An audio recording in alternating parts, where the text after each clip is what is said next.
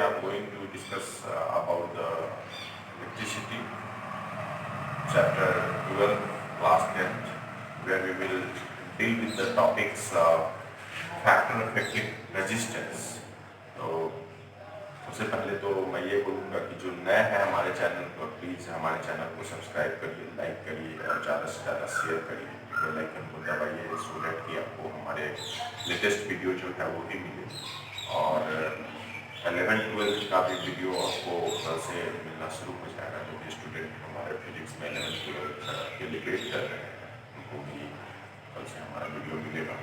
सो आज हम अपने अगले टॉपिक की तरफ क्लास 10th का पढ़ रहे हैं, that is the factors affecting resistance. So हमको इसमें यह पढ़ना है कि कौन कौन सा ऐसा फैक्टर है जो रेजिस्टेंस को अफेक्ट करता है।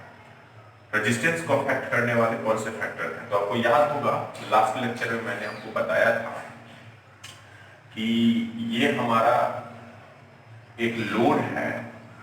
इस लोड में जब करंट इंटर करता है, यानी कि जब चार्ज इंटर करता है, तो इसके अंदर जो एटम होते हैं उन एटम से वो चार्ज टकराता है, कोलाइड करता है, और उसके कारण से जो करंट का स्पीड होता है वो कम होने लगता है, and that is called the resistance. अगर आप सपोज कर लीजिए कि इस लोड को बढ़ा दिया जाए, ये बहुत छोटा लोड था, इस लोड को अगर हम इसके लेंथ को बढ़ा देते हैं, लोड के लेंथ को इंक्रीज कर देते हैं, तब क्या देखिएगा कि जैसे ही लोड के लेंथ को हम इंक्रीज करेंगे, इसको बढ़ाएंगे, नंबर ऑफ एटम्स जो है उसके अंदर वो बढ़ना शुरू हो जाएगा। एटम का संख्या बढ़ने लगेगा। एटम का संख्या बढ़ने लगेगा तो उतना ज्यादा जो हमारा उसके अंदर चार्ज जा रहा है वो कोलाइड करने लगेगा, टकराने लगेगा। ज्यादा टकराएगा तो और ज्यादा उसका स्पीड जो है वो स्लो हो जाएगा। तो सबसे पहला हम ये देख रहे हैं कि कौन सा ऐसा फैक्टर है जो रेजिस्टेंस को अफेक्ट किया। तो हमको एक फैक्टर नजर आया, that is the length. Conductor का जो लेंथ होता है वो रेजिस्टेंस को अफेक्ट करता है। सपोज कर लीजिए कि आप कभी कभी ऐसा देखते होंगे कि आप एक पूरा घर में फुल बैटरी चार्ज किए, बैटरी पूरा का पूरा चार्ज है, उसमें 2 चिमटा लगाया, एक तार जोड़ा, 2 तार और एक बल्ब जलाया। 1 मीटर लंबा ये बैटरी है यहाँ पर, और इस बैटरी से 1 मीटर लंबा तार लेके, इस तरीके से 1 मीटर लंबा तार ले जाके अगर आप यहाँ पर एक बल्ब जलाते हैं, आपको ये पूरा बहुत ज्यादा इंटेंसिटी देता है, यानी बल्ब बहुत ज्यादा ग्लो करता है 1 मीटर लंबा। लेकिन अगर इसी तार को आप 20 मीटर लंबा कर दीजिए, बहुत दूर तक लेके जाइए, 20 मीटर लंबा कर दीजिए तार को, आप वहां जब उसी बल्ब को जलाइएगा तो आप ये देखिए कि बल्ब एकदम सीरीज में चलेगा, बिल्कुल इंटेंसिटी कम हो जाएगा। आप तुरंत सोचिएगा ऐसा कैसे हो सकता है, मेरा बैटरी तो फुल चार्ज था, बैटरी इतना जल्दी डाउन नहीं होगा, बल्ब इतना कम क्यों जल रहा है? इसका मेन रीजन ये होता है कि जब आप 1 मीटर लंबा तार यूज कर रहे थे तो उसके अंदर रेजिस्टेंस कम था। जैसे ही आपने उसके वायर के लेंथ को इंक्रीज कर दिया, 20 मीटर कर दिया, तो उसको जो करंट है उसको 20 मीटर तक ट्रेवल करके जाना है। 20 मीटर का दूरी जब वो ट्रैवल करेगा तो उसको ज्यादा रेजिस्टेंस मिलेंगे रास्ते में, जिसके कारण से उसका स्पीड जो है वो कम होने लगेगा वहां पर। तो एक चीज याद रखिए, सो पहला हमारा जो इसमें हो गया कि कौन सा फैक्टर जो है वो रेजिस्टेंस को अफेक्ट करता है। तो सबसे पहला फैक्टर हो गया length. Length of the conductor जो है वो रेजिस्टेंस को अफेक्ट करता है। कैसे अफेक्ट करता है?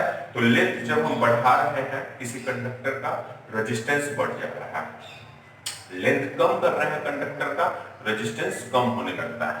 तो ये रिलेशन हम कल भी पढ़े थे, आपको याद होगा, देखिए हम ऐसा बताए थे, ए डायरेक्टली प्रोपोर्शनल टू बी, यानी ए अगर बढ़ेगा तो बी भी बढ़ेगा, ए कम होगा तो बी भी कम होगा। इसी आधार पर हम लोग इसको लिखेंगे। सो पहला नंबर हो गया कि यहाँ पर resistance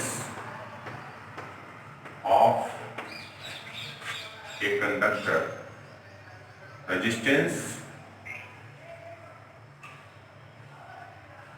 of a conductor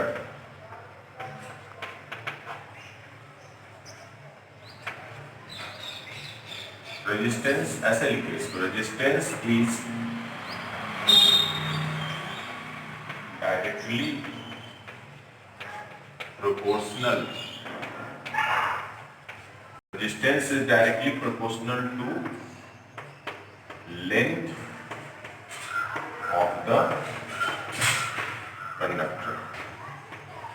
resistance is directly proportional to length of the conductor. ये हमारा डायरेक्टली प्रोपोर्शनल का।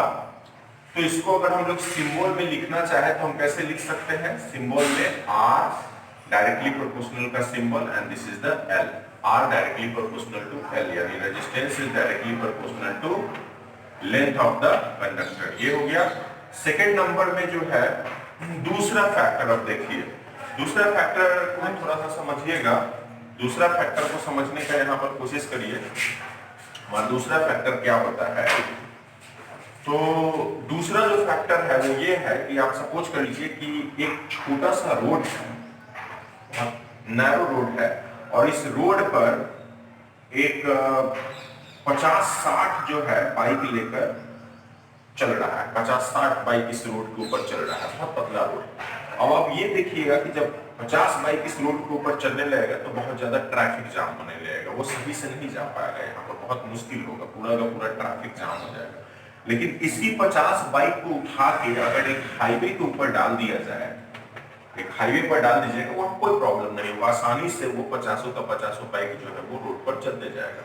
तो इससे एक चीज हमको समझ में आया कि ये जो रोड था ये नैरो था, जिसके कारण से यहाँ पर जो चल रहा था बाइक उसको चलने में दिक्कत हो रहा था, ट्रैफिक जाम हो रहा था। ट्रैफिक जाम को भी आप रेजिस्टेंस से समझ सकते हैं।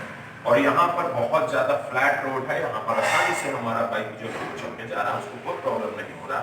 सेम चीज हमारा एक और होता है, वो हमारे वायर में होता है।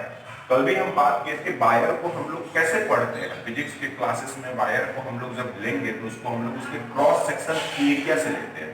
ये वायर का शेप हो गया इस तरीके से सिलिंड्रिकल शेप, और यहाँ जो होता है ये वाला पार्ट, ये सर्कल जो है उसका पोर्शन जो होता है वो सर्कल के शेप में रहता है। This is called the cross section area. इसी को हम वायर का क्रॉस सेक्शन एरिया बोलते हैं। बहुत पतला तार अगर लीजिएगा तो उसका क्रॉस सेक्शन एरिया जो होगा वो क्या होगा? बहुत कम होगा। थोड़ा सा मोटा वायर लीजिएगा तो उसका क्रॉस सेक्शन एरिया जो होगा ज्यादा होगा। सेम हो गया। अब यहाँ पतला तार में अगर करंट चलेगा, बहुत ज्यादा अगर चार्ज चलने लगे पतला तार में, तो क्या होगा? जो अभी बताए थे बाइक के एग्जांपल, नैरो रोड पर बहुत ज्यादा बाइक को चलाइए, वो आपको सही से नहीं चलेगा। पतला तार में जो है यहाँ पर करंट जाएगा, सब एक दूसरे से चार्ज जो है टकराने लगेगा, वो तेजी से नहीं फ्लो कर पाएगा। यहाँ पर रेजिस्टेंस बढ़ गया, रेजिस्टेंस ज्यादा हो गया। यहाँ पर तार मोटा कर दिए, करंट को चलने का बहुत ज्यादा जगह मिल गया। क्रॉस सेक्शन एरिया जैसे ही बड़ा हुआ करंट ज्यादा जा रहा है, क्रॉस सेक्शन एरिया कम हुआ करंट कम जा रहा है। तो इससे हमको एक और रिलेशन मिला कि रेजिस्टेंस दूसरा जो है वो किस पर डिपेंड कर रहा है? तो क्रॉस सेक्शन एरिया पर डिपेंड करता है रेजिस्टेंस। कैसे डिपेंड करता है? तो उल्टा है इस बार, ध्यान से देखो, ये उल्टा है। कैसे उल्टा है? क्रॉस सेक्शन एरिया छोटा है, कम है, तो रेजिस्टेंस ज्यादा मिल रहा है, और क्रॉस सेक्शन एरिया बड़ा है तो रेजिस्टेंस कम मिल रहा है। तो इस रिलेशन को हम लोग इनवर्सली प्रोपोर्शनल बोलते हैं। तो इसको हम लोग कैसे लिखेंगे? तो इसको लिखेंगे resistance is inversely proportional, resistance is inversely proportional to cross section area. This is the A से इसको डिनोट किया जाता है, cross section area of a conductor. Cross section area of a conductor. और इसको सिंबल में अगर लिखने जाए तो ऐसे लिखेंगे आर, सिंबल वही देंगे डायरेक्टली प्रोपोर्शनल का, लेकिन इनवर्सली लिखने के लिए उसको हम लोग बटा में लिखते हैं। तो यहां पर लिखेंगे 1/a, 1/a। ये हो गया inversely proportional, resistance inversely proportional to cross section area. इसको पढ़ेंगे कैसे? Resistance inversely proportional cross section area. इसका मतलब क्या हुआ कि क्रॉस सेक्शन एरिया अगर कम होगा तो रेजिस्टेंस ज्यादा होगा। ये याद रखिए, क्रॉस सेक्शन एरिया अगर कम होगा तो रेजिस्टेंस ज्यादा होगा, क्रॉस सेक्शन एरिया ज्यादा होगा तो रेजिस्टेंस जो है वो कम हो जाएगा। ऐसे पढ़ा जाता है, इसी को हम लोग बोलते हैं इनवर्सली प्रोपोर्शनल। तो अभी तक हम लोगों ने देखा कि दो फैक्टर पर रेजिस्टेंस हमारा डिपेंड कर रहा है। एक हो गया लेंथ ऑफ द कंडक्टर, दूसरा हो गया cross section area of the conductor. इसको कर लीजिए इक्वेशन 2। आगे नाउ कंबाइनिंग इक्वेशन 1 एंड 2। दोनों को अब हम कंबाइन करेंगे, दोनों का लेफ्ट साइड देखिए सेम है, R और R, तो इसके लिए हम लोग इसको कंबाइन करेंगे। तो आगे हम लोग यहाँ पर लिखेंगे कंबाइन करके। सो कंबाइनिंग इक्वेशन 1 एंड 2 जब हम लोग करेंगे तो यहाँ पर हम लोग लिखेंगे R is directly proportional to पहले वाले इक्वेशन का L और दूसरे वाले इक्वेशन का A, L by A। This is the relation we get here, R directly proportional to L by A। अब यहाँ पर फिर से एक बार प्रोपोर्शनेट को हटाने के लिए, प्रोपोर्शनल को सिंबल को हटाने के लिए हम लोग कांस्टेंट का यूज करते हैं। इस केस में कांस्टेंट क्या होगा, इस केस में जो है वो कांस्टेंट क्या होगा, तो पहले हम लिख लेते हैं, उसके बाद हम बताएंगे कि इसको कांस्टेंट क्यों बोलते हैं। तो लिखेंगे R is equal to rho, this is the symbol, थोड़ा सा इसको P लिख के ऐसे निकाल दीजिएगा, इसको रो पढ़ते हैं, रो। सो रो L by A, ये क्या है, दिस इज द रो, इसको रो पढ़ा जाता है, सिंबल को rho is constant, rho is constant, ये कांस्टेंट है, एंड इज कॉल्ड, क्या कहलाता है ये, इज कॉल्ड रेसिस्टिविटी, इसको हम लोग रेसिस्टिविटी बोलते हैं, रेसिस्टिविटी, ये रेसिस्टिविटी होता है। रो जो है वो कांस्टेंट है और इसको हम लोग रेसिस्टिविटी बोलते हैं। ये लेंथ हो गया, ये एरिया हो गया। सो हमको R का एक रिलेशन क्या मिला, R is equal to rho L by A, rho is called constant and it is called the resistivity. अच्छा, अब रेसिस्टिविटी क्या होता है, थोड़ा सा उसको समझिए, what is the meaning of resistivity, इसको हम समझने का कोशिश करते हैं कि रेसिस्टिविटी किसको बोलते हैं, यानी रो क्या होता है, रो। अब सपोज कर लीजिए कि आपको एक एग्जांपल देंगे, एग्जांपल से समझने का कोशिश करिएगा। ये एक कंडक्टर है, ये दूसरा कंडक्टर है, ये तीसरा कंडक्टर है, 3 कंडक्टर हम लिए हैं। ये कंडक्टर जो है एल्युमिनियम का बना हुआ है, Al से एल्युमिनियम, ध्यान रखिएगा। ये कंडक्टर जो है आयरन का बना हुआ है, केमिस्ट्री में थोड़ा सा लिख देते हैं Fe, आयरन, फेरस। और ये तीसरा कंडक्टर जो है कॉपर से बना हुआ है, Cu। 3 कंडक्टर हम लिए हैं। आपको मालूम है इन तीनों कंडक्टर में करंट फ्लो करता है, एल्युमिनियम में भी करंट जाता है, आयरन में भी करंट फ्लो करता है और कॉपर में भी करंट फ्लो करता है। 3 कंडक्टर हम लिए, तीनों का लेंथ सेम, तीनों का जो लेंथ है वो सेम है, L is equal to 1 metre, L is equal to 1 metre, L is equal to 1 metre. So simple. और एक और चीज है, तीनों का क्रॉस सेक्शन एरिया भी सेम है, तीनों का जो क्रॉस सेक्शन एरिया है वो भी सेम, लेंथ भी सेम है, क्रॉस सेक्शन एरिया भी सेम। लेकिन अंतर क्या हो गया, आप इन तीनों कंडक्टर को देखिए, इसमें अंतर क्या है, क्या अंतर है, मटेरियल अलग हो गया है। एक एल्युमिनियम है, दूसरा आयरन है, तीसरा कॉपर, लेंथ सेम है, क्रॉस सेक्शन एरिया सेम। अब तो कोई आपसे सीधे सीधे क्वेश्चन कर देगा कि अच्छा बताइए, ये तीनों कंडक्टर में सेम रेजिस्टेंस होगा, क्या इन तीनों कंडक्टर के अंदर सेम रेजिस्टेंस होगा, क्योंकि आपको मालूम है 1 मीटर लेंथ है, क्रॉस सेक्शन वो एरिया वही है। तो आप अगर नहीं जानते रहेंगे तो आपका जवाब तुरंत हो जाएगा कि हाँ सर लेंथ सेम है, एरिया सेम है, तो तीनों में सेम करंट होगा, लेकिन ऐसा नहीं, सेम तीनों में सेम रेजिस्टेंस होगा, लेकिन ऐसा नहीं होता है। तीनों के अंदर जो है वो अलग अलग जो है रेजिस्टेंस होगा। क्यों अलग रेजिस्टेंस होगा, क्योंकि तीनों जो है वो अलग अलग मटेरियल से बना हुआ है, एल्युमिनियम से बना हुआ है, आयरन से बना हुआ है, कॉपर से बना हुआ है। और आपको मालूम है अलग मटेरियल होने से उसके अंदर का जो एटम का शेप होता है वो चेंज हो जाता है। अभी जस्ट हम बात किया है कि एटम का शेप बदलने लगता है अलग मटेरियल होने से। हो सकता है आयरन वाले के अंदर का एटम ज्यादा बड़ा, तो इसके अंदर जब वो करंट चलेगा, चार्जेस चलेंगे तो ज्यादा टकराएगा, रेजिस्टेंस इसके अंदर ज्यादा हो जाएगा, 1 मीटर के लेंथ में ज्यादा रेजिस्टेंस हो जाएगा। उसकी कंपैरिजन में इसमें रेजिस्टेंस कम होगा, इसमें सबसे कम होगा, क्योंकि इसके अंदर का जो एटम होता है वो छोटा होता है। लेकिन होगा रेजिस्टेंस जो है वो तीनों में होगा, और तीनों में रेजिस्टेंस अलग अलग होगा। तो इसको हम कैसे डिसाइड करें, ये हम कैसे जान लें कि किस कंडक्टर में कितना रेजिस्टेंस होगा। तो उसके लिए एक एक्सपेरिमेंट किया गया था और एक डेटा हमको मिला है, एनसीईआरटी बुक में आप उस डेटा को देख सकते हैं कि हर कंडक्टर का अपना कुछ न कुछ 1 मीटर लेंथ में फिक्स रेजिस्टेंस होता है। जैसे कॉपर का 1 मीटर लेंथ में फिक्स रेजिस्टेंस होता है, एल्युमिनियम का 1 मीटर लेंथ में कुछ फिक्स रेजिस्टेंस होता है, आयरन का 1 मीटर लेंथ में कुछ फिक्स रेजिस्टेंस होता है, और 1 मीटर लेंथ में उतना रेजिस्टेंस होना ही होना है, चाहे आप कितना भी प्योर क्यों ना बना ले। आप बहुत प्योर सिल्वर लेके आ जाइएगा, अगर उसका आप एक वायर बना दीजिएगा, तार बना दीजिएगा, 1 मीटर लंबा तार बना दीजिएगा, आप ये सोचिएगा कि उसके अंदर कुछ भी रेजिस्टेंस नहीं हो, तो ये संभव नहीं है। 1 मीटर लंबा अगर आप सिल्वर का भी वायर बनाते हैं तो उसके अंदर भी 1 मीटर लेंथ में अपना उसका कुछ स्पेसिफाइड रेजिस्टेंस होगा, फिक्स रेजिस्टेंस होगा, और 1 मीटर लेंथ में जो फिक्स रेजिस्टेंस उसमें पाया जाता है, उसी टर्म को हम लोग रेसिस्टिविटी बोलते हैं। So what is resistivity? तो रेसिस्टिविटी हो गया, रेसिस्टिविटी का मतलब क्या हो गया? The present of resistance in 1 meter length, specified resistance in 1 meter length in different element, जो अलग अलग एलिमेंट है या अलग अलग मटेरियल हो गया, उसके 1 मीटर लेंथ में जितना फिक्स रेजिस्टेंस पाया जाता है, उस टर्म को हम लोग रेसिस्टिविटी बोलते हैं। तो रेजिस्टेंस का यूनिट क्या हुआ? ओम। कितना लेंथ लेना है? 1 मीटर, और लेंथ का यूनिट क्या होता है? मीटर। तो यहां से आप मालूम कर लीजिए रेसिस्टिविटी का यूनिट क्या हो जाएगा? Ohm metre. What is the unit of resistivity? Ohm metre. तो यहां लिख सकते हैं हम लोग, पहले तो रेसिस्टिविटी का डेफिनेशन लिख लिया जाए।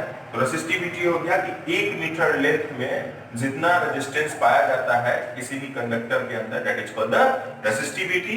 It's SI unit is, its SI unit is ohm metre. तो इसको सिंबल से दिखाएंगे, ये हो गया ओम और ये हो गया ओम मीटर। याद रखिएगा, ये रेसिस्टिविटी का सिंबल हो गया ओम मीटर। ओके, तो इस तरीके से हर एलिमेंट का अलग अलग रेसिस्टिविटी जो है वो फिक्स रहता है कि 1 मीटर लेंथ में इतना रेसिस्टिविटी होगा। अब इसके आगे थोड़ा सा हम लोग बढ़ेंगे, तो इसके आगे ओके। सो अब यहाँ पर हम एक कंडक्टर लिए हैं। ये कंडक्टर जो है ये कॉपर का है, ध्यान दीजिएगा, ये कॉपर का कंडक्टर है जिसका लेंथ 1 मीटर, 1 मीटर लंबा ये कॉपर का तार है, और इसका क्रॉस सेक्शन एरिया जो है, एक हम कॉपर का कंडक्टर लिए हैं जिसका लेंथ 1 मीटर है और इसका cross section area 1 metre square. Copper के 1 मीटर लेंथ में याद रखिएगा 1.7 × 10⁻⁻8 ओम इतना रेजिस्टेंस होता है। ये फिक्स है, ये होना ही होना है, चाहे हम कितना भी प्योर कॉपर क्यों ना लें। उसके 1 मीटर लेंथ में 1.7 × 10⁻⁸ ओम इतना रेजिस्टेंस होता है। अब हमको एक क्वेश्चन दिया कि अब क्या करिए, ये आपको लेंथ दे दिया गया है और क्रॉस सेक्शन एरिया दे दिया है, सिर्फ मटेरियल दे देगा। मटेरियल का रेसिस्टिविटी बुक में लिखा हुआ है, वहां से आप मालूम कर सकते हैं। और आपको यहां से रेजिस्टेंस निकालना हो तो हम कैसे फार्मूला लगाएंगे? सो अभी हम जस्ट पढ़े हैं R = ρl/a। This is the formula. अब इसको हम थोड़ा नोट करेंगे तो रो का वैल्यू कितना है? सो रो का वैल्यू है 1.7 × 10⁻⁸ ohm metre. This is the value of rho. Resistivity length कितना है? कॉपर का वायर का लेंथ है 1 मीटर। क्रॉस सेक्शन एरिया कितना है? तो क्रॉस सेक्शन एरिया जो है वो है 1 मीटर स्क्वायर। अब इसको सबको हम वैल्यू को पुट करेंगे इसमें to get the R। So R पाने के लिए यहाँ पर हम लोग ये हो गया 1.7 × 10⁻⁸ गुना लेंथ कितना है? 1 मीटर। तो 1 मीटर डिवाइडेड बाय ये हमारा हो जाएगा 1 मीटर स्क्वायर। 1 मीटर ये हो गया एरिया। सो एरिया का 1 रखेंगे, ये सब कैंसिल हो जाएगा। हमको कितना मिलेगा? Simply 1.7 × 10⁻⁸ and what is the unit of resistance? The unit of resistance is ohm. So ये हमको रेजिस्टेंस मिला। याद रखिएगा 1 मीटर कॉपर के लेंथ में हमको इतना रेजिस्टेंस मिला। इस तरीके से आपको कोई भी कंडक्टर दे सकता है, उसका रेसिस्टिविटी आपको दे देगा, लेंथ दे देगा, एरिया देगा, कहेगा कि आप रेजिस्टेंस निकालिए। कभी कभी एक प्रॉब्लम आपको होना शुरू हो जाएगा, एक दिक्कत आपको आएगा क्वेश्चन बनाते समय, उसको देखिए वो क्या दिक्कत हो सकता है। एक एनसीईआरटी का सवाल आपको ऐसे करके दे देगा कि एक कंडक्टर है जिसका डायमीटर जो है, कंडक्टर है जिसका डायमीटर दे देगा आपको 3 mm, है ना, और उसका रेसिस्टिविटी आपको मान के चलिए कि दे दिया आपको 1.7 into 10 to the power -8 ohm metre. This is the resistivity. ये हमारा डायमीटर हो गया, रेसिस्टिविटी हो गया, और लेंथ दे देगा आपको 1 मीटर, 1 मीटर लेंथ। और तब आपको कहेगा कि इस केस में जो है आप रेजिस्टेंस निकाल के बताइए कि उस कंडक्टर का रेजिस्टेंस कितना होगा, उस कंडक्टर के अंदर रेजिस्टेंस कितना होगा। तब आपको थोड़ा सा परेशानी हो सकता है ये न्यूमेरिकल देखने के बाद, क्योंकि यहाँ पर डायमीटर दिया है, मतलब ये जो क्रॉस सेक्शन एरिया होता है वो क्रॉस सेक्शन एरिया को निकालना पड़ेगा, डायमीटर से क्रॉस सेक्शन एरिया। सो हम जानते हैं कि तार का जो क्रॉस सेक्शन एरिया होता है उसका सिर्फ सर्कुलर होता है, और उसका एरिया निकालने के लिए हम फॉर्मूला लगाएंगे A बराबर पाई आर स्क्वायर, क्योंकि सर्कल का एरिया हम इसी तरीके से निकालते हैं पाई आर स्क्वायर से। तो सबसे पहले इस डायमीटर से रेडियस निकालिए, तो डायमीटर से रेडियस निकालिएगा तो r बराबर होता है d/2, ये फॉर्मूला होता है। सो r बराबर हो गया 3/2 यानी 1.5 mm। mm का मतलब होता है मिलीमीटर। अब इसको चेंज कर लीजिए, मिली का मतलब होता है 10 टू द पावर -3, तो ये 1.5 इंटू 10 टू द पावर -3 और यहाँ पर हो गया ये मीटर। ये हमारा r निकल गया r।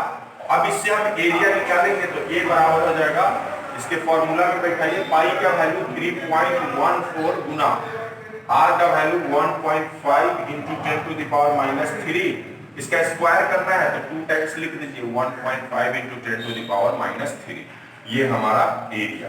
यहां से फिर एरिया निकाल लेंगे, तब जाके हम अपने फॉर्मूला में लगाएंगे r बराबर रो l/a। This is the formula. इसके बाद हम इसको फॉर्मूला में ऐड करेंगे, r बराबर रो l/a। रो का वैल्यू मालूम है, l का वैल्यू हमको मालूम है, एरिया अभी हम निकाले हैं, इसको हम सॉल्व करेंगे तब हमको r का वैल्यू जो है वो मिल जाएगा। इस तरीके से हमको r का वैल्यू मिलेगा।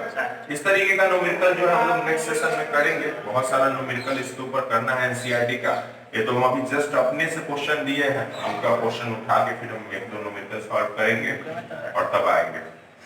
एक लास्ट इसमें टॉपिक बच गया फैक्टर अफेक्टिंग रेजिस्टेंस में। दो फैक्टर हो गया, एक लेंथ पर रेजिस्टेंस डिपेंड करता है, दूसरा हमारा क्रॉस सेक्शन एरिया पर डिपेंड करता है, तीसरा है टेम्परेचर। टेम्परेचर पर भी हमारा रेजिस्टेंस जो है वो डिपेंड करता है, टेम्परेचर पर रेजिस्टेंस डिपेंड करता है। तो तीसरा नंबर में आप नोट डाउन कर सकते हैं टेम्परेचर, कि अगर किसी कंडक्टर के अंदर टेम्परेचर इंक्रीज करने लगेगा, टेम्परेचर बढ़ने लगेगा, तो उस कंडक्टर के अंदर रेजिस्टेंस जो है वो भी बढ़ने लगता है। टेम्परेचर बढ़ने से क्या होता है कि उस कंडक्टर के अंदर का एटम्स जो होता है या मॉलिक्यूल्स जो होता है वो उसके अंदर में जो फ्री इलेक्ट्रॉन्स होते हैं वो फ्री इलेक्ट्रॉन्स क्या होता है कि अपना बॉन्ड तोड़ के बाहर निकलने लगता है। वहां पर टेम्परेचर बढ़ने लगेगा, टेम्परेचर बढ़ने के कारण से वहां पर जो चलने का यानी करंट का चलने का स्पीड जो है वो कम होने लगता है, ज्यादा कम होने लगता है। इसलिए हम लोग ये बोलते हैं कि टेम्परेचर बढ़ने पर रेजिस्टेंस जो है वो भी बढ़ता है। सो इसका रिलेशन हो जाएगा resistance is directly proportional to temperature.